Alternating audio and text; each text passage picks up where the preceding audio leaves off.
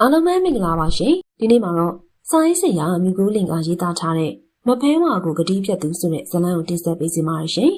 ဇာတ်လမ်းလေးမစသေးခင်ကျမတို့ channel လေးကို like and subscribe လေးလုပ်ခဲ့ပြီးတော့ဇာတ်လမ်းသစ်တွေတင်နိုင်သိနိုင်မှုအတွက် notification လေးကိုနှိပ်ထားပေးခဲ့ပါဦးရှင်ဟုတ်ကဲ့ပါဇာတ်လမ်းလေးစတင်လိုက်ပါပြီမကြီးပင်တန်းတို့ခေါ်တဲ့အင်ဂျင်တရားခန့်ရွာကပဲခူးတိုင်းတွင်းမှာရွာတရားဖြစ်ပါတယ်ဒီရွာလုံးကမီးရိုးဖလာအလုံးဖြစ်တဲ့ဝေးရသည်လက်ဆိုင်စောင်းရသည်မြေပဲဆိုင်ငရုံခရမ်းစိုက်ပူးလုပ်ကိုင်ကြတယ်အလုပ်ကျိုးစားလုပ်ကင်ကြတာကြောင့်တရွာလုံးစားနိုင်တောင်းနိုင်အဆင်ပြေကြပါတယ်။မကြီးပင်တဲ့တရွာလုံးကအလုံးနဲ့ပတ်သက်ပြီးစံနမူနာထားကပြောဆိုရသူတယောက်ရှိရဲ့။လှတွင်းကိုပဲအချိန်ကြီးကြီးလဲလဲကိုင်းထဲမှာနေပူမိုးရမရှောင်အမြင်တွေ့နေရတယ်။ဝေကာလာများဆိုရင်သူ့လေကွက်ကိုင်းကွက်များတွေနောက်ချေးများချခြင်းညီရိုင်းများမှာပေါက်နေတဲ့တစ်ပင်ချုံမြများကိုခုတ်ထွင်ရှင်းလင်းပြီးတော့မီးရှို့၍ငင်းညှိခြင်းများပြုလုပ်တတ်တဲ့မိုးရင်းဆိုရင်လည်းနက်စောစောလူလုံးမကွဲမီအဲ့ရမှထပြီးတော့နွားနှကောင်နဲ့လေလေစင်ကောင်ထုံရက်နေရဲ့သူများတန်လေလေစော်စင်ပြီးသူများတန်နောက်ကျမှပြန်လာတတ်တယ်။သူများတွေပြန်ရင်လည်းအိမ်ကိုမပြန်လေကသင်းတွေကြော့ဖောက်ပြီးပေါက်နေရဲ့ကသင်းရိုးတွေဆဲဖို့တကုန်းကုန်းနဲ့လေထဲမှာအလုံးလုံးနေတတ်တယ်။လေကသင်းရိုးလုံမှလေခွက်တဲရည်တင်ပြီးစပားပင်ဖြည့်ချုံပြီးတော့တီးနှံအောင်လေလှောင်ထုံးဆွဲလုံးလောက်မရိယာကြောင့်လေကသူများတွေထက်အရင်ထုံရက်စိုက်ပျိုးပြီးဖြစ်ပါတယ်။လှောင်ထုံးကလေပြီးလို့အငိမ့်မနေလူရောနှောပါတချောင်းလည်းမပြီးသေးရဲ့သူများထက်နေစားလဲထုံအငှားလိုက်ပါတယ်။စောင်းရသည်စပားရိတ်သိမ်းပြီးတော့စပားအိမ်ထဲကိုရောက်တဲ့အခါလေပြီးမှအမြင့်ပိုင်းနဲ့ဆိုင်ရမိရာရေမတင်တဲ့ကုန်းမြင့်တန်းများကိုပေါင်းမြက်များခုတ်တွင်ရှင်းလင်းပြီးတော့ထုံရက်ကမြေပဲနှမ်းများစိုက်ပြိုးပါတယ်။လှတွန်းအလုတ်ကျိုးစားတဲ့အပြင်ဇနီးတဲ့မရွှေမီကလည်းလင်းရှာပွေသမျှငွေကြီးမလို့အပဲမကုံအောင်ချင်းချိန်သုံးဆွဲပြီးတော့စပားပဲနှမ်းပေါ်ချိန်မှာပေါက်စည်းပေးဝယ်ကဈေးကောင်းချိန်မှာထုတ်ရောင်းခြင်းနဲ့တစ်ဖက်တစ်လမ်းမှာစီးပွားရှာရမှာလှထုံးနဲ့မရွှေမီတို့မှာစီးပွားဖြစ်ထွန်းလာကြပါတယ်။လှထုံးမှာမကောင်းတဲ့စိတ်ဓာတ်ဆိုလို့ဆိုရမယ့်စိတ်တစ်ခုရှိပါတယ်။ငွေကြေးကိုအလွန်တရာမမောဖတ်တယ်လို့နဲ့စိတ်ဖြစ်ပါတယ်။ရွယ်ရွယ်အလူတန်းများမှာအလူငွေထဲ့တယ်ဆိုပြီးမရှိမတမစားသူကိုယ်တိုင်လည်းသုံးဆွဲခြင်းမရှိသလိုဇနီးတဲ့ဦးလည်းမသုံးရပဲ။အဝေစားဆိုရင်လည်းအသေးတစုံနဲ့အလုံးလုံးတဲ့အဟောင်းသုံးလေးတွေသာလှထုံးမှာရှိပါတယ်။အိမ်မှာလည်းအသားငါးများဝယ်စားလေးမရှိပဲကျန်တွယ်သီးနှံတွေကိုသာချက်ခိုင်းတတ်တယ်။ငွေကြေးလက်ဖွဲ့ပေးရတဲ့မင်္ဂလာဆောင်တွေကိုဖက်ရင်မသွားအလူတန်းများကိုတော့တွားပြီးတော့တစ်ပြက်နှစ်ပြက်စားတတ်ပါတယ်။ဇနီးဖြစ်သူကိုလှထုံပြောနေကြစကားတစ်ခုရှိရဲ့ကိုလုံးမကိုစားမှာငါတို့မှမရှိရဲ့ရွာတွေကဘသူမှရော့ဤဆိုပြီးလာပေးမှာမဟုတ်ဘူး။လှထုံကတို့များအထိတပူရဲတည်းရဲ့လူစားမျိုးဖြစ်တယ်။တချို့လှထုံကိုအမြင်ကက်နေသူတချို့ကအလူမှတစ်ပြက်နှစ်ပြက်စားနေရဲ့လှထုံကိုလှထုံကတော့အလူဆိုရင်မလွတ်ပဲစားတယ်နော်။လုပ်ဖို့ကံမှုလေးတစ်ချက်တောင်မလောက်ဘူးအလူဆိုမှတော့ငရင်စင်းရဲတာတထောင်စာဘသူမဆိုစားတော့ဖို့လှူထားတာလေငါစားတာအလူရှင်ဒါနမြောက်တာပေါ့ဂျားရရတချို့သောသူတွေကအလူမမစီမဆိုင်လာအကုသို့ပွားနေကြတယ်သူ့ကိုလာပြောတဲ့သူတွေကိုလှထုံးကထို့သို့ပြန်ပြောတတ်ပါတယ်လှထုံးတရငွေကုန်မောက်ကိုရှောင်းနိုင်သမျှရှောင်ပြီးတော့ညီသည့်အလုပ်ကိုလုပ်ရင်ငွေရမလဲလို့အချိန်ပြည့်တွေးနေတတ်တယ်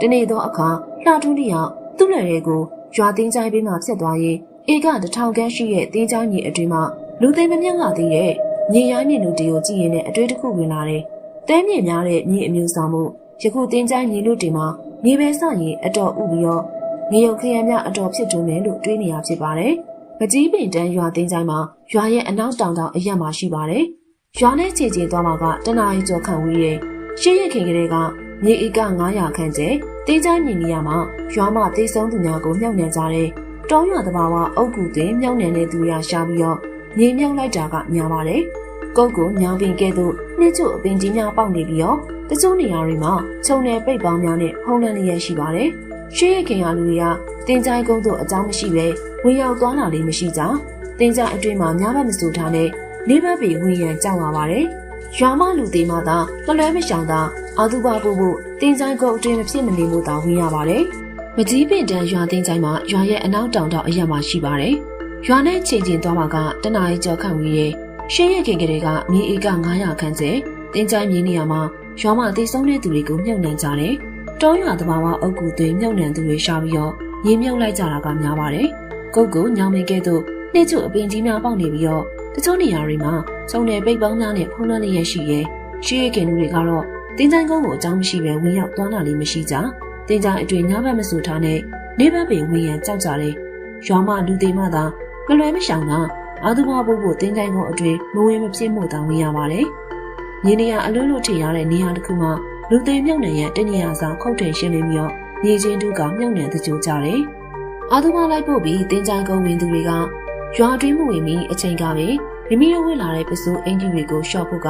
တယောက်ကင်မုန်းနဲ့ခေါင်းလျှော်ပြီးမှရွာဝင်တက်ကြပါတယ်။ထို့များအထိတင်းကြိုင်ဆိုရင်အစွမ်းလန်းထားကြောက်လန့်တက်ကြတယ်။လာထုံးကအကြောင်းလန့်မရှိဆိုသလိုလောမစိတ်တွေများပြီးပတ်စံသားရောက်မယ်ဆိုရင်ဘာနှစ်ပူတိုက်တူးမဲ့သူပြီးအကြောင်းလန့်မဲ့စွာကြံစီစိတ်ကူးနေရဖြစ်ပါတယ်။မိုးပြတ်တဲ့ကာလရောက်ချိန်မှာတမူလုံးသူ့စိတ်ကူးထားတဲ့ထိုကိစ္စကိုဇနီးဖြစ်သူကိုပြဟတိုင်ပြီးမရွှေမီကမင်းမသားပြီးထိုင်လန့်သွားတယ်။အလိုတော့မကြံကားမစီရကိုလှထုံရဲ့တင်းကြိုင်ကောင်းကမြေမှာစိုက်ခင်းလို့မယ်ဟုတ်လားတော်မကြောက်ဘူးလားဘာလို့ကြောက်ရမှာတော့ဟာတင်းကြိုင်ကုန်းမှာလူသေးတွေပဲရှိရငါဘာလို့ကြောက်ရမှာလဲအဲ့ဒါကိုကြောက်ရမှာတော့ရေတင်းကြိုင်တဲ့ကတရေတစီတွေကသူ့မြေကိုကျူးကျော်လို့ဂုတ်ချိုးတက်တာခံနေရအောင်မယ်ရွာတွေကလူတွေပေါက်ကရ6နဲ့ပြောစကားတွေမယုံပါနဲ့ကွာ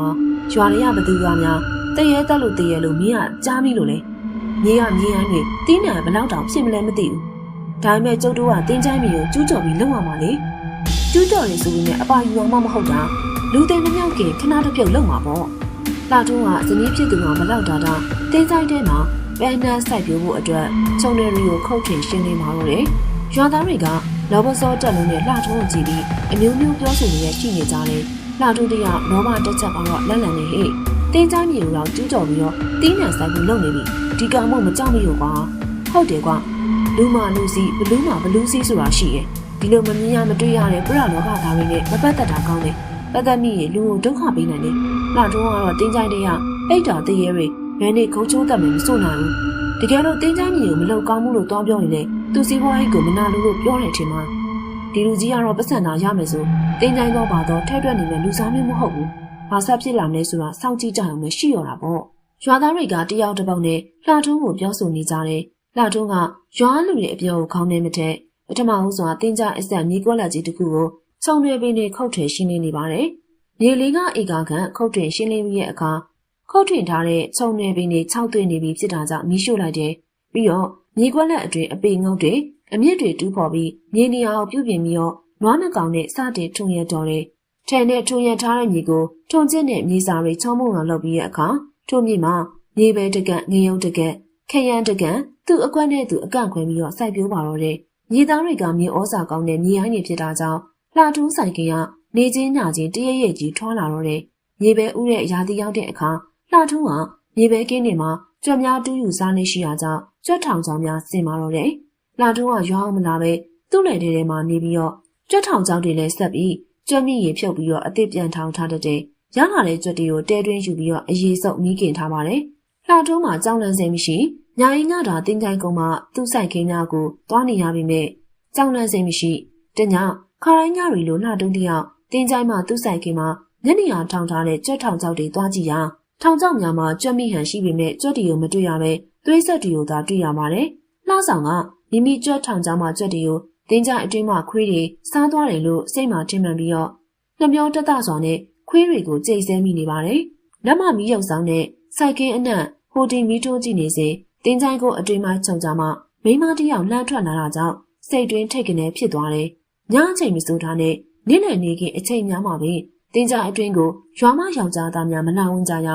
အခုညနဲ့အချိန်မျိုးမှာမိမတယောက်ထွက်လာတဲ့အတွက်ကြောင့်တရေ6ချင်းလာလို့ရုတ်တရက်ထိတ်လန့်သွားတာဖြစ်ပါတယ်လှထုံးကကိုင်းခုန်တာကိုကြစ်ကြစ်ပါအောင်စုပ်ပြီးတော့စောက်ကြည့်နေမိရဲ့ထိုမိမကလှထုံးရှိရာကိုစိုက်ဆိုင်မြိုက်မြိုက်လာနေရဖြစ်ပြီးတော့လှထုံးနဲ့10တောင်ခန့်ချင်းလန်းကွာမှရက်လိုက်ပါတယ်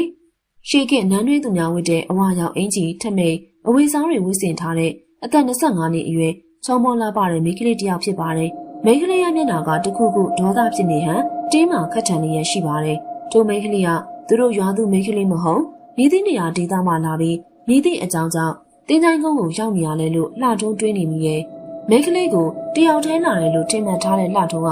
ခြုံကြားထဲမှာတိုးထွက်လာတဲ့လူခါးလိုက်ခန်းလောက်ရှိမဲ့ခွေးနက်ကြီးတစ်ကောင်တွေ့လာရတော့တယ်ခွေးနက်ကြီးကခြုံကြားထဲမှာထွက်လာပြီးမိန်းကလေးခြေထောက်ကိုခေါင်းနဲ့တိုးဝှေ့ပြီး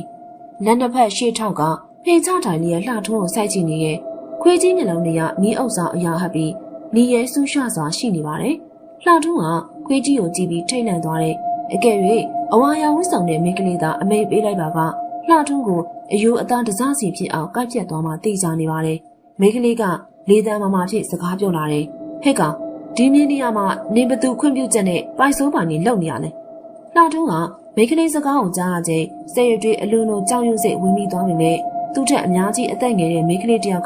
သူ့လိုလူကြီးတယောက်ကိုစကားပြောရိုင်းလေခြင်းတို့တွေကဒေါပွားသွားတယ်ဟေးမိန်းကလေးမင်းစကားပြောတာရိုင်းလာ E လားဒီမြေဒီနေရာအကြောင်းဒါပြောအောင်ဒီနေရာမင်းပိုင်နေမြေမှုလို့လားဟုတ်တယ်ငါအပိုင်စားရထားတာကုံကုံပြောရရင်တင်းချိုင်းမြေမှန်သမျှငါအပိုင်စားရထားတာပဲဘလို့တင်းချိုင်းမြေကိုပိုင်နေဟုတ်လားလှထုံးတယောက်စကားခတ်မာမာနဲ့မိန်းကလေးကိုတင်းချိုင်းမြေကိုပိုင်နေလားလို့တမင်တကာရွှေမိလိုက်တာဖြစ်တယ်တင်းချိုင်းမြေကိုပိုင်နေလို့ဆိုလာတာကြောင့်အံ့ဩရပါတော့တယ်ညနေချိန်တင်းချိုင်းကုန်းမှာတာမန်ထက်ကြီးရဲ့ခွေးကြီးတစ်ကောင်နဲ့ထွက်လာပြီးတင်းချိုင်းမြေမှန်သမျှအပိုင်စားရထားတယ်လို့ပြောလာတာကတာမန်မဟုတ်တဲ့အခြေအနေလို့ရိတ်စားမိရကြောင်းလေတံလျှော့လိုက်တယ်ဒီမြေနေရာတွေအလကားလွတ်နေမဲ့အတူတူကျုံလဲတင်းနံလေးပါလေးစိုက်ထားမိရပါနေအတော်ကန်ကောင်းတယ်နေကံမြင့်နေချိန်မို့ဒီတင်းချိုင်းကိုငါအပိုင်စားပေးထားတဲ့ငနဲ့ကြီးကမြို့ကိုဘာမှမလုပ်သေးရငါအရောက်မြန်လို့ပေါ့ဒီရောနေ့ကိုငါတခုပြောခြင်းနဲ့ဂျားရီကငါငနဲ့ကြီးကိုဖြောင်းပြထားတယ်နေကသူများပိုင်ထဲမှာတင်းနံစိုက်တာဆိုတော့မြေငါကတော့ကျင်းသေးပေါင်ပေးရလိမ့်မယ်တင်းချိုင်းမြေမှာမြေငါကပေးရမယ်ဟုတ်လားကျောက်ကဘသူ့ကိုပေးရမှာတော့နင်တင်းနံပေါ်ချေရောက်ရင်အမေသား10ပိသားစံတတင်းချက်ပြီးတော့တင်းချိုင်းကုန်းမှာလာကျွေးရလိမ့်မယ်နင်တင်းနံကင်းကိုလည်းသူတို့ကစောက်ရှောက်ပေးလိမ့်မယ်ငါနေ့ကိုဒုက္ခမရအောင်ကဲပေးရနော်မြေငါကပြီးရင်နောက်နှစ်တွေဆက်လုပ်ရင်လည်းအဲ့ဒီလိုပေးကမ်းပြီးလုပ်လို့ရတယ်လှထုံးတယောက်မျက်လုံးပြုံးမိသွားပါတယ်သူပင်လေးရဲ့အသားငါးဝယ်မစားရဲချစ်တယ်လို့နေထိုင်စားတော့နေသူတယောက်ကတင်းချိုင်းမြေမှာအမဲသား10ပိသားစံတတင်းဆိုတဲ့စကားကလှထုံးကိုတွေးတက်စေရဲ့စကားဖြစ်ပါတယ်ဒါပေမဲ့အဝါရောင်ဝတ်စုံဝတ်ပြီးတင်းချိုင်းကုန်းမှာခွေးနဲ့ကြီးနဲ့ထွက်လာတဲ့မိန်းကလေးကိုလည်းဆယ်တွေးကြောက်ရွံ့စိတ်ဝင်တာကြောင့်မငြင်းဆန်ဝင်မဲ့ရှိနေပါတယ်။ဒါပေမဲ့အဝါရောင်ဝတ်စုံဝတ်ထားပြီးတင်းချိုင်းကုန်းမှာခွေးနဲ့ကြီးနဲ့ထွက်လာတဲ့မိန်းကလေးကိုလည်းဆယ်တွေးကြောက်ရွံ့စိတ်ဝင်တာကြောင့်မငြင်းဆန်ဝင်မဲ့ရှိနေပါတယ်။ဒါနဲ့မိန်းကလေးမင်းနာမည်ဘယ်လိုခေါ်လဲ။ဘယ်အရက်ကလာရလဲ။ငါနာမည်မတ်ဖဲဝါတင်းချိုင်းအရှင်မမတ်ဖဲဝါလို့ခေါ်တယ်။ငါပြောတဲ့မြေငါးကောင်ပေးပြအောင်ပေးပါ။တကယ်လို့မြေငါးကောင်သာမပေးနေဒုက္ခရောက်နိုင်မယ်။အဲ့ဒီချိန်ကျရင်ငါလည်းမကယ်နိုင်တော့ဘူးမိန်းကလေးကသူ့အမိကိုပြောပြရနဲ့တင်းချိုင်းကိုအတွင်းကိုအမောင်တွင်းပြန်ဝင်သွားပါတယ်ခွေးနဲ့ကြီးကလည်းသူ့သခင်မနောက်မှထက်ချက်မကွာလိုက်ပါသွားတယ်မဖဲဝါလှထုံးတယောက်သူ့နာမည်ကိုရေးယူပြီးတော့တဲကိုပြန်လာပါတယ်သူတို့နေမှာမဖဲဝါဆိုတဲ့နာမည်ကိုမကြားဘူးလားကြောက်ဖြစ်တယ်လှထုံးတို့ဒေသမှာမဖဲဝါဆိုတဲ့အမည်ကိုမသိကြပါဘူးတင်းချိုင်းကိုစောင့်ချက်တာမိုးကြိုးပြင်းတော့တန်ခမောက်ရှိရာကြောင့်မသိတဲ့နှိကျိုးတပတ်ကြီးတစ်ကောင်ကတင်းချိုင်းကုတ်အတွင်းစောင့်ချက်တယ်လို့လူကြီးသူမတွေကပြောဆိုတတ်ကြတယ်။အဲဒါကြောင့်မဖဲဝါအမီကိုလှထုံးမသိတာကမဆန်ပါဘူး။လှထုံးမှာသူကြုံခဲ့ရတဲ့အဖြစ်ကထူးဆန်းတာကြောင့်မဖဲဝါဆိုသောအမီကိုရွာမလူကြီးသူမများထံမေးမြန်းကြည့်ရဲ့။လူကြီးသူမတွေကလည်းတခြားနယ်ကိုတောလာသူမရှိဒီရွာမှာပဲမွေးပြီးတော့ဒီရွာမှာပဲအသက်ကြီးလာသူများမို့မဖဲဝါအမီကိုကြားပေမကြားဘူးကြာ။လှထုံးကဟိုလူဒီလူလိုက်မေးစမ်းပြီးတော့နောက်ဆုံးအနေနဲ့အရရက်သွားလာဘူးတဲ့ဘိုးသိန်းဆိုတဲ့စစ်ပြန်ကြီးတယောက်နဲ့တွေ့ရမှသူသိလို့တဲ့အဖြစ်ကိုသိရပါတော့တယ်။မဖဲပါဟုတ်လားလှထုံးမင်းဒီနာမည်ကိုဘယ်လိုသိရလဲ။အဖိုးကြီးကလှထုံးကိုကြည့်ပြီးတန်တောပြန်ပြီးလာပါတယ်။ဒီရွာမှာမဖဲဝါအကြောင်းဘိုးသိန်းကမိသူကိုမျှမပြောပြဘူးတာကြောင့်ဖြစ်ပါတယ်။လှထုံးကသူများနဲ့အချိန်တင်းချိုင်ကုန်းမှာစိုက်ခင်းမှာရှိနေချိန်မဖဲဝါရောက်လာတဲ့အကြောင်းကိုပြောပြလိုက်တယ်။လှထုံးငါတို့နယ်ရီမှာသာမဖဲဝါကိုမသိကြတာတခြားနယ်တွေမှာတင်းချိုင်ကုန်းနဲ့မဖဲဝါဆိုရင်တွဲဖက်ပြီးမြင်ကြတာကွာရှင်းမြမှာပြီးရင်လက်ထက်ကလေးကမဖဲဝါဆိုတာတင်းချိုင်အားလုံးကိုအပိုင်စားရတယ်နဲ့တရဲပဲကွတင်းချိုင်မှာစောင်းတဲ့အပိုင်စားတရဲတွေဆိုတာကမဖဲဝါဘဲတင်းချိုင်ဘဲတရဲနေဆိုပြီးတာဝန်ပေးထားတာသူကလူတွေကိုဒုက္ခပေးတယ်လားအဖိုးလေးသိလူတွေကိုဒုက္ခမပေးပါဘူးတကယ်လို့တခြားတရဲတွေလူတွေကိုဒုက္ခပေးရင်တော့မဖဲဝါကိုပေးပြီးတော့အကူအညီတောင်းရင်ကူညီပေးတတ်တယ်ကြည့်ရတာမင်းတွေးခဲ့တဲ့အဝါရဝတ်စုံနဲ့မိန်းကလေးကမဖဲဝါပဲသူနဲ့ပါလာတဲ့အနက်ရခွေးကြီးကမဖဲဝါရဲ့ခွေးပဲမင်းကိုမဖဲဝါတော့လာတတိပေးရဆိုတော့မပေါ့နဲ့လှထုံးကိစ္စကအတော့အရေးကြီးလို့မဖဲဝါမင်းကိုလာတတိပေးရပဲဖြစ်ရမယ်ကိစ္စကမပေါ့ဘူးနော်တတိထားလှထုံးအဖိုးကြီးဖိုးသိပြောပြချက်ကြောင့်သူကြုံလိုက်ရတာမဖဲဝါမှန်သိလာရပါတယ်လှထုံးရဲ့တင်းချိုင်ကုန်းမှာမြေကွက်များအတွက်စိုက်ပျိုးထားတဲ့မြေပဲငရုတ်ခရမ်းများမှာအောင်မြင်ဖြစ်ထွန်းလာတယ်ဒါအပြင်မြေပဲပေါ်ဥကျိန်များမှာမြေအောက်မှာမြေကြီးများတူးပြီးတော့ဥတွေကိုစားတောက်တတ်တဲ့မြေကျွတ်များမှာမဖဲဝါလှထုံးကိုတတိပေးလာတဲ့ညမစပြီးတော့တကောင်းမှမတွေ့ရတော့ပါဘူး။ငရုတ်ပင်ကြီးတွေကလည်းမြေစီမြေနဲ့ကောင်းတာကြောင့်အပင်ကြီးထွားပြီးတော့အသီးများမှာခုဆွရစ်ပေးမနိုင်မေ။ခရမ်းပင်တွေကလည်းထူနီးထူစွာ ပွင့်တချို့တီးကင်းတလဲကူးစွရဲ့အရွယ်အစားတချို့တို့နဲ့ကူးစွလို့လက်မလည်နိုင်အောင်ရှိနေပါတယ်။မြေပဲတွေကလည်းကြက်ရန်ကင်းပြီးအဖိတ်စင်မရှိတာကြောင့်မြေပဲတွေကအတွဲလိုက်ဥများနဲ့ရှိနေပါတယ်။လှထိုးတွေကသူ့ဆိုင်ခင်းနဲ့ဖြစ်တွန်းတာကြောင့်ပျော်တပြုံးပြုံးရှိနေတော့တယ်။မြေပဲများနည်းနည်းစီနှုတ်ယူပြီးတော့သူ့တဲ့အနီးပုတ်ထားပြီးဥတွဲနေတဲ့မြေပဲတွေကိုလူငါပြီးတော့ချွေရင်လက်ဆန်ကုန်းမှာစိုးတာကြောင့်တယောက်တည်းချွေနေပါတယ်။အပင်မချွေပြီးမြေပဲတွေကိုမြေကွက်လက်တစ်ခုကို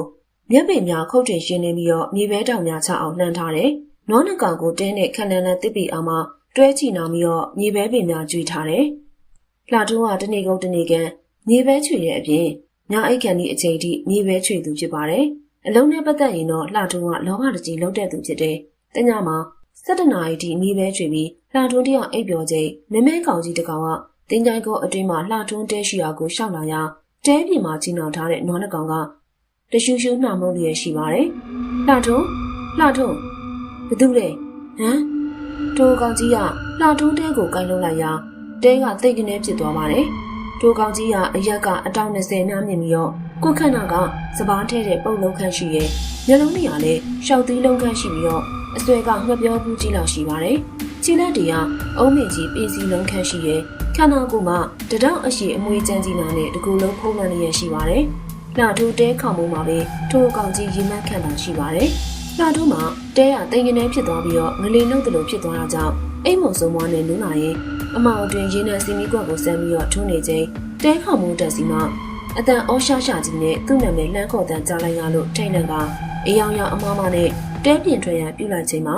အမွေးချမ်းကြီးဖြင့်ခြေရောက်ချင်းနှချောင်းကိုတွေ့လိုက်ရတာကြောင့်ကြောင်ရုံထိတ်နေပြီးတော့ကျုံရုံတလျှောက်စိတ်တက်ကချမ်းလာပြီးခေါင်းမွေးများထောင်ကုန်ပါတယ်။မင်းငါးပိုင်တဲ့နေရာမှာလဲတီးပိစားပြီးနဲ့ငါခွင့်မှုချက်မရပဲစိုက်တော့မင်းကိုအခွင့်တားတက်ဖို့ငါချောင်းနေရမင်းကန်တက်နေတော့တတ်မရဘူး။အရှင်မမဖဲဝါဒီလူကိုသူပြောဆိုပေးပါမယ်မတတ်ပါနဲ့လို့မှားထားလို့သူ့ဆိုင်ကင်းကိုစောက်ရှောက်ပေးလိုက်ပါဆိုလို့ငါတို့မင်းဆိုင်ကင်းကိုနွားရိမ်မဝင်အောင်ချောင်းနေပြီးရဲ့ကြွရံနေရလဲကောက်ွယ်ပြီးရဲ့ဒါပေမဲ့မင်းကဂတိမတီးဘူးငါတို့ကိုမြင်းကားကစောက်ရှောက်ခါမပေးဘဲနဲ့မတိကြအောင်စောင်းနေရဲ့ဒီအတွက်မင်းပေးဆက်ရမယ်လှထုံးမင်းကတိကိုဖြတ်တဲ့ကြီးလေးတဲ့အပြစ်အတွက်မင်းပေးဆက်ရမယ်မလောက်ပါနဲ့ကျုပ်ကျွေးပါမယ်တရေကြီးမှာလှထုံးကိုဂတိမတီကြောင်းအတန်နဲ့ကြီးနဲ့တခုံချင်းပြောလာပါတယ်လှထုံးကအခုမှဥတုံသေးတုံကြောက်နေရဲ့လှထုံးတယောက်မဖဲဝါပြောခဲ့တဲ့မြင်းကားကကိုမေ့လျော့နေရမှာဟုတ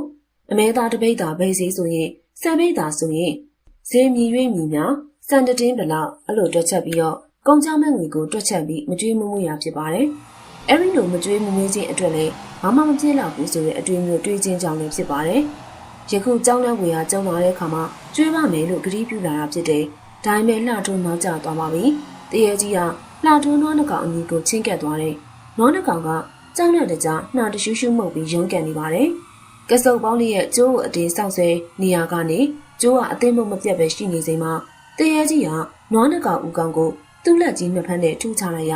နွားနှကောင်ကဝမ်းကောင်းတန်ကြီးများအော်လျက်ဟင်ထားရဲ့ကြောင်ကတုံးလုံးလဲပြီးတော့အသက်ပြောက်သွားပါတယ်။တရေကြီးကနွားတစ်ကောင်ကိုဦးအသေးများထုတ်ရည်စားနေချိန်တရေကြီးရဲ့တပည့်တပန်းတရေတွေကလည်းတခြားနွားတစ်ကောင်ကိုဆွဲယူသွားပြီးတော့သွေးတန်တရေရဲ့အလူရက်နဲ့စားတောက်နေကြတယ်။နှာတွန်းကနွားများရဲ့ရုံရင်းဆိုင်ကအတန်ဝမ်းကောင်းတန်ကြီးနဲ့နာကျင်စွာအုံဟိတန်တို့ကြောင့်မီးရုံဆောင်နဲ့နွားထားရနေရာကိုကြည့်လိုက်ရကြောင်လန့်စေကြောင့်နှလုံးရဲမတက်ခံစားလိုက်ရတယ်။သူ့ကိုစကားလာပြောတဲ့ကြောင်မက်ဖွယ်ရတရေကြီးနဲ့တူတခြားသောကြောင်မက်ဖွယ်ပုံစံမျိုးစုံနဲ့တရေတွေကသူ့နွားနှကောင်ကိုအစိမ့်လိုက်သွေးတန်တရေရဲ့ကိုက်ဖက်စားနေရဲ့မြင်းဝင်းကိုတွေ့လိုက်ရတယ်။လှထိုးတရအောင်ကြောင်လန့်သွေးပြက်ကရွာကိုတရှိတ်တို့ဥရဖားရပြေးလာခဲ့တယ်။ရွှေမီတကားဖွင့်မအောင်။ဟလိုကိုလာတို့ညာဟိမိုးချုပ်ပါလားရှစ်မုံကြီးရလဲအလန့်တကြားနဲ့မထိတ်တာမနှံ့တာဘလို့ဖြစ်လာလဲ။ငါနွားတွေတရေစားတာခံလိုက်ရပြီ။အလိုတော့ကြံကြီးစီရတနယ်လုံးဘသူ့နွားအောင်မှတရေစားခံလိုက်ရတယ်မကြားဘူးပါအောင်။ဧကန်ကရှင်မတောင်စဘူးအရက်တွေတောက်ပြီးတော့မူးပြီးလျှောက်ပြောနေရလား။ဒီမိမကွာမောလာရတဲ့ကြားတဲ့ငါဘယ်ကအရက်တောက်ဘူးလို့လဲ။ဟာတကယ်ပြောနေရနွားနှကောင်လုံးတရေစားတာခံလိုက်ရပြီ။တော်ပြောလို့သာယုံရတာတော့ကြောက်ခုထိစိတ်ထဲမယုံမကြည်ရှိနေုံပဲ။မနှက်ပြန်ကလဲထဲမသွားရတော့ဘူး။ငါအဲ့ဒီမှာစက်နေတရေတွေငါ့ကိုတက်ကြလိမ့်မယ်။ပဲတွေကိုနွားလေးငါပြီးတော့အိမ်ကိုရွှေ့ဖို့မေးစီစဉ်လိုက်တော့မက်ရှင်မီတယောက်ညတကောင်အိတ်တကားကိုအတင်းကြီးဝရုံးသုံးကခောက်ပြီးခေါ်နေရဲ့ခင်မိုးပြည့်သူလှထုံးကြောင့်အံ့ဩသွားရတယ်။လှထုံးကညနေတကောင်အိမ်သို့ပြေးလာဟန်ချွေးတန်တရွှဲရွှဲနဲ့ရှိနေကမျက်လုံးကလည်းကြီးကန်းတောင်းမောက်ထားသလို အိမ်ဘေးအမောက်တုများကိုကြည့်ကမလုံမလဲဖြစ်နေရဲ့ပြောလာတဲ့စကားကလည်းနွားနှကောင်ကိုတရေစားသွားတယ်လို့ဆိုလာတယ်အစပထမအရက်မူပြီးလှထုံးစိတ်ထင်ရပြောခြင်းလို့တင်မိရဲ့ဒါပေမဲ့ပဲများကိုပဲအိမ်ကိုရွှေ့ခိုင်းလာတယ်ဆိုတာကြောင့်ယုံလိုက်ရတော့ပါတယ်သူမယောက်ျားကစီးနေကြီးအကြောင်းသိရမှုအမှန်တကယ်ကြောင်းတဲ့စရာကြုံလာကြောင်းသိလိုက်ရတယ်လှထုံးကကြောင်ရုံစိတ်ကြောင့်တညာလုံးမအိပ်ပဲကြောင်စီစီနဲ့ထိုင်နေပါတယ်မရွှေမီကချောမောအိတ်ခံမိမယ်မအိတ်နိုင်ပဲရှိနေတယ်လှထုံးကသူကတိမတီခဲမိခြင်းအတွက်နွားနှကောင်ဆုံးရှုံးရလေခြင်းလို့နှမျောစိတ်တွေဖိစီးလျက်ရှိပါတယ်မနက်လေးနဲ့အခါမရွှေမီကလဲထဲမှာမြေပဲချွေပြီးသားတွေနဲ့မချွေရသေးတာတွေကိုအိမ်ကိုတည်ဖို့အတွက်လှမ်းနေစီးငှားလိုက်တဲ့ပြီးသူမကိုယ်တိုင်လဲတဲကိုလှည့်နေလိုက်လာပါတယ်လှထုံးပြောသလိုနွားနှကောင်ကိုတရေဆမစာသိလို့လည်းဖြစ်တယ်လဲတဲနာရောက်တဲ့အခါသားသက်ယုံနာရောက်နေရနေကြအနှံ့ဖြစ်တဲ့နွားညီနန်းနေရလိုက်ပါတယ်နွားချီထားတဲ့နေရာမှာအယိုးကျနေတဲ့နွားနှကောင်သာတွေ့ရတယ်လဲသမားတွေကလက်ဆန်ကက်စီနဲ့လွန်လာတဲ့လှတွန်းအိမ်မှာလဲငန်းလာခြင်းအတွက်ကြာတာမှုကြိုအံ့ဩနေကြတယ်ယခုနွားနှကောင်အယိုးများတွေ့ရတဲ့အခါပိုပြီးအံ့ဩကုန်တာကြောင့်နွားများနေသူဖြစ်ကြောင်းမေးမြန်းကြရာမရွှေမီမှာသူ့ယောက်ျားလှတွန်းတယောက်နွားတွေကိုတရေစားတယ်ဆိုပြီးတော့ညာနဲ့တကောင်ပြေးလာတဲ့အကြောင်းပြောပြပါတယ်လဲသမားတွေစိတ်ထဲမှာတင်းကြားမြေကိုကျူးကျော်ပြီးတီးနှံဆိုင်တာကြောင့်တရေတွေကနွားကိုလာစားသွားခြင်းဖြစ်မယ်လို့တွေးလိုက်ကြတယ်အပြန်မှာပဲအိတ်တင်မချွေရသေးတဲ့ပဲပင်တွေတင်းထားတာကြောင့်လဲကအပြေးမောက်ရှိနေရပဲပင်တွေပေါ်မှာလဲသမားပြီးမှမရွှေမီလိုက်လာရပါတယ်ဟမ်အကြီးလေးဟဲ့ကောင်အကြီးလေးပြုတ်ကျသွားပြီလှဲရက်တင်ကြိုင်ကုန်းရှင်းမှာလှဲပြက်အမောင်မနောက်မှတစုံတရာတွန်းလိုက်သလိုမရွှေမီကရှေ့ကိုငိုက်ဆင်းသွားပြီးတော့လှဲရှိနွားနှကောင်ကြားကိုပြုတ်ကျသွားရာနွားများကရုတ်တရက်မှုလမ်းဖြတ်ပြီးတော့ပြေးရာလှဲပင်များကမရွှေမီကိုဖြတ်ကျိတ်သွားရာမရွှေမီရဲ့နာကျင်စွာအော်တန်ကြီးထွက်လာပါတယ်နောက်မှနွားလဲတွေကဖင်ချင်းကက်လျက်လာတာကြောင့်နောက်မှလဲသမားတွေကလည်းရုတ်တရက်မှုလှဲကိုရက်လို့မရနွားတွေကမြေတီကိုလန့်နေမစိုးနိုင်ရှေ့ကိုလမ်းဖြတ်ပေးကြရာဒေါ်ရွှေမီကိုနွားများလဲနေလှဲပိန်းနဲ့လည်းဖြက်တိုက်သွားရာအယိုးကျိုးတံများပင်ကြားလိုက်ရပါတယ်လဲသမားတွေကမရွှေမီကိုလှဲချင်းမိရဲ့နေရာနဲ့ခက်ဝေးရမှနွားလဲကျိုးကိုမတက်ရက်ခြေကန်ဆွဲပြီးနွားလဲကိုရက်လိုက်ကြပါတယ်ဟဲ့ကောင်ဘလို့လုပ်ကြမလဲအကြီးလေးရွှေမီလဲချိတ်ခံရတာသိပြီလားမသိဘူးဟာဟိုမှာအကြီးလေးထလာတယ်ဘာမှဖြစ်ပုံမရတော်သေးရပေါ့ကွာလဲသမားတွေကနွားလဲရက်တဲ့အခါလဲပေါ်မှာဆင်းပြီးလှမ်းကြည့်လိုက်ကြရာလဲလန်းကျောင်းပေါ်မှာဆန်းဆန်းကြီးလေးနေတဲ့မရွှေမီကိုကြည့်အောင်တေသောမှာကအမှုပတ်မှာဆိုလို့ကျောင်းနဲ့တကြားပြောဆိုနေကြချိန်မရွှေမီကလဲနေရမှဆန်းဆန်းကြီးထလာတယ်ဘယ်နားနာတော့လဲအကြီးလေးကံကောင်းလို့ပေါ့ဗျာငါဘာမှမဖြစ်ဘူးရွာအောင်မောင်းတော့လဲသမားအမေကိုမရွှေမီကညက်ထောင်းနေကြီးနဲ့ကြည်၍အတန်ပြတ်နေပြေးလာတယ်လဲသမားများဆဲအတွင်းသူတို့လည်းနဲ့တီမီလိုမရွှေမီစိတ်ဆိုးနေရကြောင်းလို့တွေးလိုက်ကြတယ်မရွှေမီကအခုတစ်ကြိမ်နောက်မှလဲကိုတက်စီရောတယ်မရွှေမီလဲပေါ်တစ်ချိန်နွားနှကောင်ကခေါင်းတလဲလဲတစ်ခါခါပြုတ်ကနှာမုံနေကြပါတယ်လဲသမားတွေကလည်းနွားနှကောင်ပေးကက်ကက်လုံနေရလို့ဆိုပါနွားကြောကိုကြိတ်တရွှန်းရွှန်းရိုက်ကရွာအောင်မောင်းနေတော့နွားလဲသမားတွေစိတ်အတွင်းမရွှေမီလှိမ့်နေနွားနှင်းခံရသည့်တိုင်ဘာမှမဖြစ်လို့အံ့ဩနေကြပါတယ်အေးရောက်တဲ့အခါမရွှေမီအိမ်မော်ကိုတက်သွားတယ်ဟေ့ကောင်းလေးရွာတောင်ပိုင်းကလှရင်တို့အိမ်မှာအမဲသားသုံးပိတ်သာကျန်နေတယ်အားလုံးသွားယူလာခဲ့ပတ်စံကိုအမေငါယူခိုင်းနေပြောလိုက်နောက်လာကောင်းလို့အိမ်ရမှာနုံးနေပြီဖြစ်တဲ့လှထုံးကလဲသမားများနဲ့အတူပဲအိတ်တွေလဲပေါ်မှာအောက်ကိုကူးချနေပါတယ်လဲသမားတွေကမရွှေမီလဲပေါ်မှာပြုတ်ကျတဲ့အကြောင်းစကားမဟာကြပြီအကယ်၍တခုခုဖြစ်ပါကလှထုံးစီမှာပဲတိုက်ခါမရတဲ့အပြင်စေးဖို့ပင်ပြက်အယော်ပြရမှာဖြစ်တာကြောင့်မပြောကြတာဖြစ်ပါတယ်မရွှေမီကအသက်14နှစ်အရွယ်သားဖြစ်သူကိုအမဲသားတောင်းဝယ်ခိုင်းပြီးတကယ်ကရွာတောင်ပိုင်းမှာလာရင်နွားတကောင်မှာခွေးကြရင်ရေရင်းနဲ့ပြုတ်ကြမှာမသိတော့လေခြေလက်တွေကျိုးသွားတာကြောင့်အမဲပေါ်လိုက်တာဖြစ်ပါတယ်။နွားအသိမကြီးလို့ဟိုလူတပိတ်တာဒီလူတပိတ်တာနဲ့အိမ်စားချံပြီးရောင်းရသုံးပိတ်တာကြံပါသေးရဲ့။လာရင်နွားရေရင်းနဲ့ပြုတ်ကြတဲ့အချိန်ကမရွှေမီကလေထဲမှာသာရှိသေးတယ်။အခုလာရင်အမဲသားသုံးပိတ်တာကြံနေအောင်အတိအကျသိနေတာကထူးဆန်းနေပါတယ်။အမှန်တကယ်မရွှေမီကလှဲပေါ်မှာပြုတ်ပြီး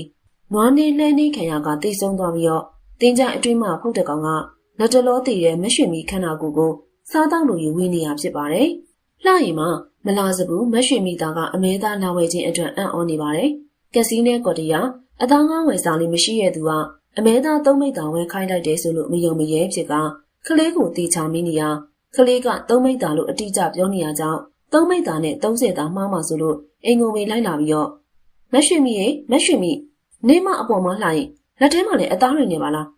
မရွှေမီအမဲသားသုံးမိတ်သားကလေးကိုလာယူခိုင်းတာမှားမှဆိုလို့ကြောက်ကိုယ်ကလာခဲ့တာဟေး အမဲသားသုံးမိသားရွှေမီရောက်မှာလေကိုလာတွန်းတစ်ယောက်အမဲသားသုံးမိသားမရွှေမီမှားထားတယ်ဆိုလို့မျက်လုံးပြူသွားတယ်ထိုအချိန်မှာပဲအိမ်မောင်မမရွှေမီစင်းလာပြီးတော့အသားတွေကိုအငမ်းမရကြည့်ပြီးပေးပေးငါ့ဘေးပတ်စံနောက်မှာလာကောက်နော်လှရင်လက်ထဲမှာအသားတွေကိုဆွဲယူကအိမ်မောင်ကိုပြေးတက်သွားပါတယ်လှတွင်းမှာမြေပဲများချပြီးကန်နေပြီမို့ကောက်အမြန်ချလိုက်ရင်းနဲ့ညနွားနှကောင်ဆုံးရှုံးထားရတဲ့အထက်မိမအသားဝါများဝယ်စားနေရဲ့90သားတပိတ်တာဝယ်ရင်တွေးတက်မလို့ခန်းစားနေရတဲ့လှတွန်းတယောက်အမဲသားသုံးမိတ်တာဝယ်တဲ့မိမကိုဒေါသဖြစ်ကအိမ်မောင်တက်သွားရမြင်လိုက်ရတဲ့မြင်ကွင်းကြောင့်ပါဇက်အဟောင်းသားအံ့ဩသွားပါတယ်ရွှေမိမင်းလှတွန်းတွေးလိုက်ရတာကလက်ရွှေမိတယောက်အမဲသားအတွက်ကိုလက်နက်ဖက်နဲ့ကမ်းပြီးတော့အားရပါရကြိုက်ဖက်စားတော့နေရဲ့ပါဇက်တော်ရေမတ်တို့မှာအမဲသွေးများနဲ့ပေပွားပြီးတော့အမဲသားနှစ်ပိတ်တာကဘယ်ချိန်စားလိုက်တယ်မဆိုနိုင်လှတွန်းအိမ်မော်ရောက်တဲ့အခါနောက်ဆုံးကြံတဲ့တပိတ်တောင်တွေကိုစားတော့နေတာဖြစ်ပါတယ်လှတွန်းကဇနီးဖြစ်သူရဲ့အသားစိတ်စားနေတဲ့ပုံစံကိုကြည့်ပြီးစကားများပင်ချစ်ကုန်တော့တယ်မရွှေမီကအသားများကုန်သွားတဲ့အခါလက်ချောင်းမှာပြီးနေတဲ့သွေးတွေကိုစုပ်လျက်ရှိနေပါတယ်လှတွန်းယတိမတီရဲ့အကောင်မင်းအခုဘာတက်နိုင်သေးလဲဟမ်ရွှေမိ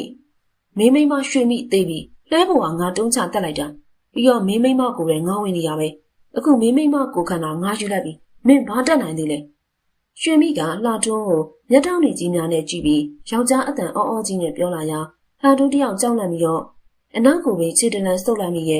့အဲဒီနောက်အိမ်မောင်မဆင်းပြေးပြီးတော့ခြံဝန်းမှာတွေ့ရဲ့သားဖြစ်သူကိုခေါ်ကရွာထဲမှာလှဲသမားများထံသူမိမလှဲပေါ်ပြုတ်ကြခြင်းရှိမရှိမိရာ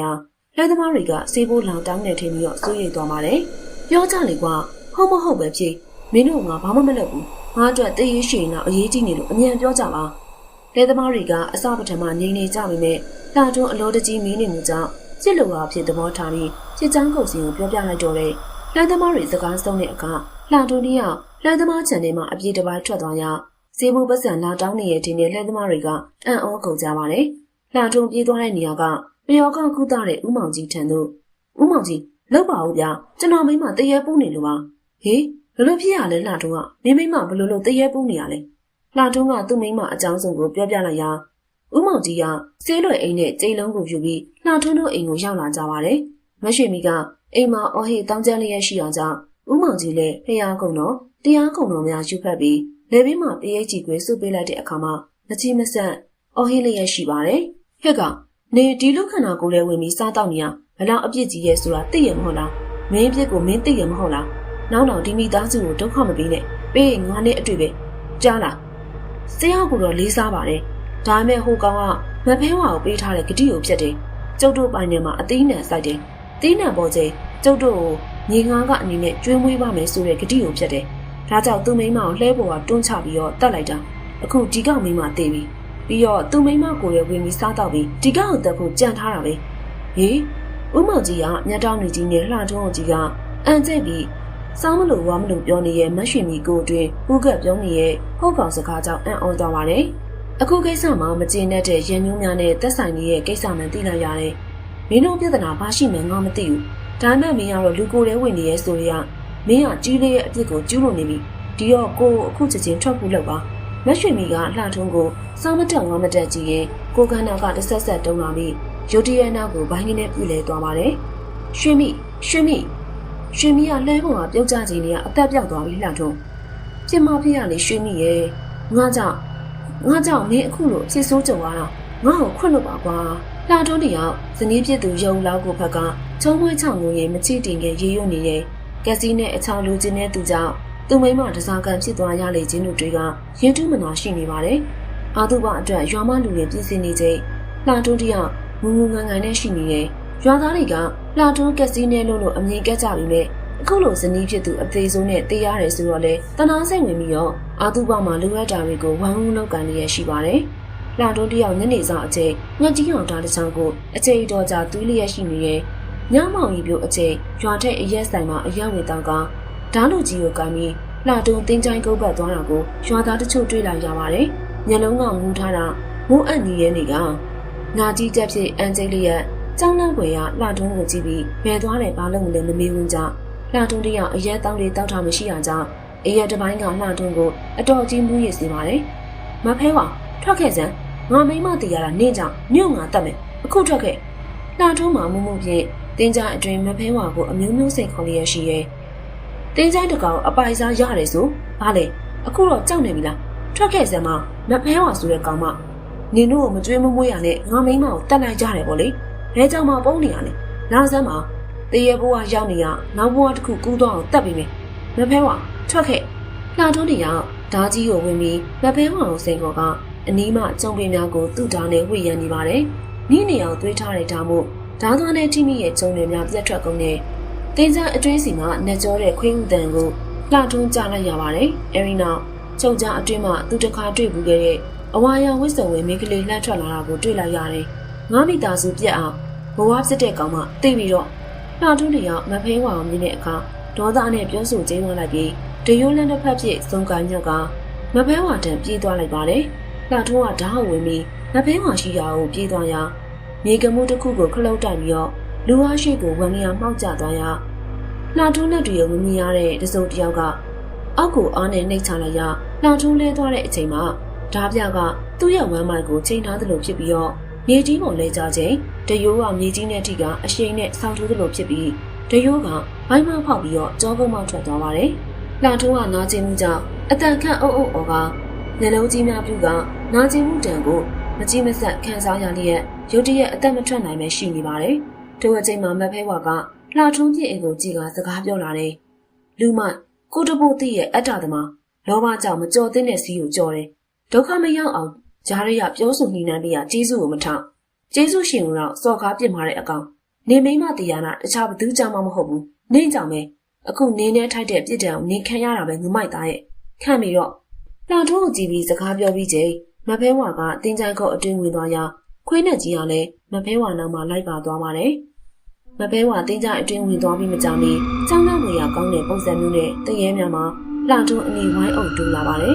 ။မသိမရှိဖြစ်နေတဲ့လှထုံးဘိုင်းမအူအသေးတွေကိုဆွဲထုတ်ကအလူအရက်စားတောင်းလေးရဲ့ရှိနေကြပါတော့တယ်။လှထုံးတယောက်ကမဖဲဝါကိုပြီးထားတဲ့ဂတိကိုပြတ်တာကြောင့်အသေးဆိုးနဲ့တရားစက်သိမ်းသွားရပါတော့တယ်။ဟုတ်ကဲ့ပါရှင်။စာရေးဆရာမျိုးတို့အလင်းငါရေးသားထားတဲ့မဖဲဝါဂတိဖြတ်သူဆိုတဲ့ဇာတ်လမ်းကတော့ဒီ